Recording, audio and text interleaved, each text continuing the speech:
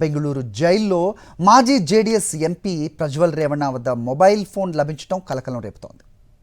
అత్యాచారం కేసులో దోషిగా తేలి జీవిత ఖైదు శిక్ష అనుభవిస్తున్న ప్రజ్వల్ రేవణను క్రైమ్ బ్రాంచ్ అధికారులు నిర్వహించిన ఆకస్మిక తనిఖీల్లో మొబైల్ ఫోన్ ఉపయోగిస్తూ గుర్తించారు.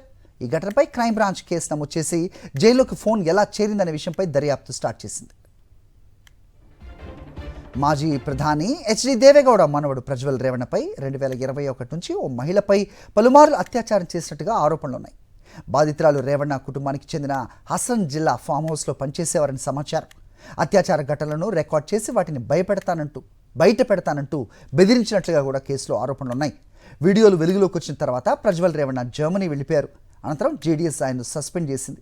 2024 లోక్సభ ఎన్నికల్లో ఓడిపోయిన తర్వాత జర్మనీ నుంచి తిరిగి వచ్చిన ఆయన్ను పోలీసులు అరెస్ట్ చేశారు.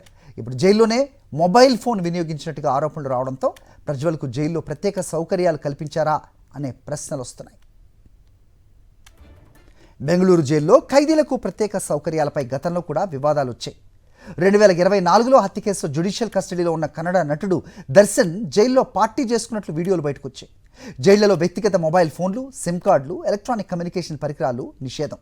ఖైదీలకు అనుమతించిన కమ్యూనికేషన్ మాత్రమే పర్యవేక్షణలో ఉండే ల్యాండ్లైన్, అలాగే పీసీఓ లేదా అధికారిక వీడియో కాలింగ్ వ్యవస్థల ద్వారా జరుగుతుంది.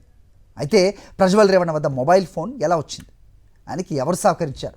జైల్లో ఇంకా ఎలాంటి ప్రత్యేక సదుపాయాలు, సౌకర్యాలు అందుతున్నాయనే అంశాలపై అధికారులు దర్యాప్తు చేస్తున్నారు.